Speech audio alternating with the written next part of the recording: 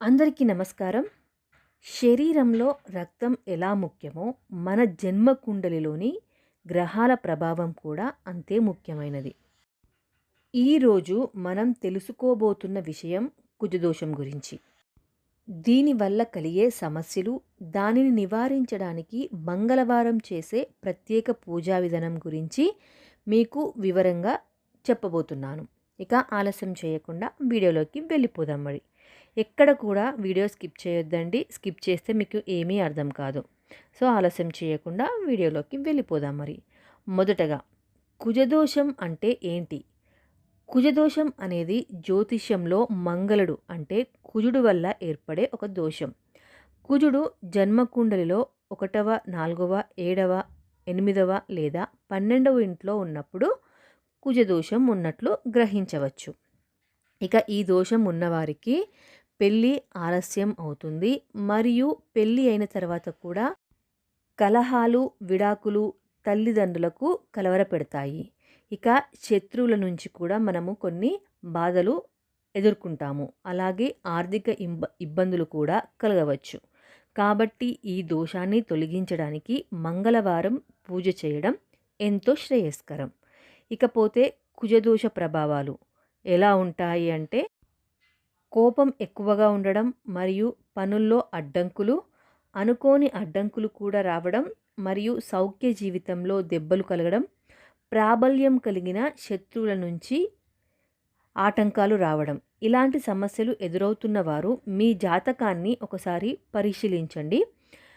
కుజదోషం ఉండే అవకాశం కూడా ఉంటుంది. ఇక మంగళవార పూజ ఎలా చేయాలో ఇప్పుడు చూద్దాం.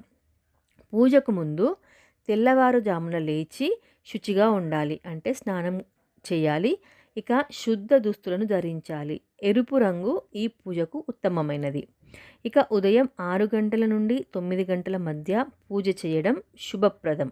అలా చేస్తేనే లాభం ఉంటుంది. ఇక పూజా విధానం: హనుమంతుడికి లేదా సుబ్రహ్మణ్య స్వామిని ఆరాధించండి. పుష్పాలు, ఎర్ర కర్పూరం, మల్లెపూలు, బెల్లం, అరటాకులతో పూజ చేయండి.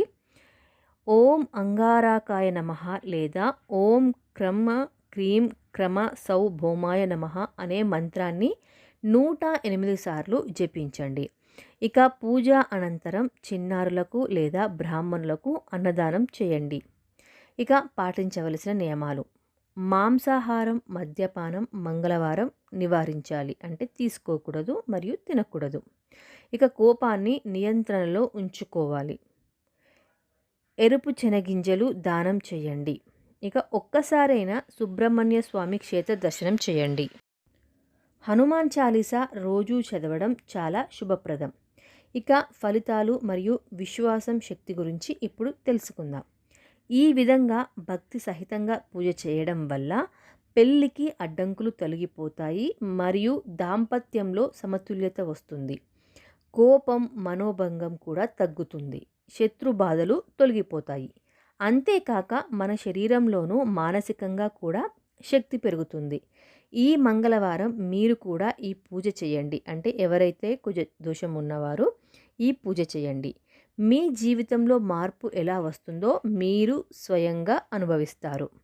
ఈ వీడియో కనుక మీకు నచ్చినట్లయితే లైక్ చేయండి, షేర్ చేయండి మరియు సబ్స్క్రైబ్ చేయండి.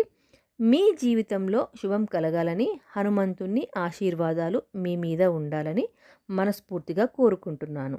అలాగే ఈ వీడియో ఎలా ఉందో కామెంట్ బాక్స్లో కూడా కామెంట్ చేయండి. Thank you so much.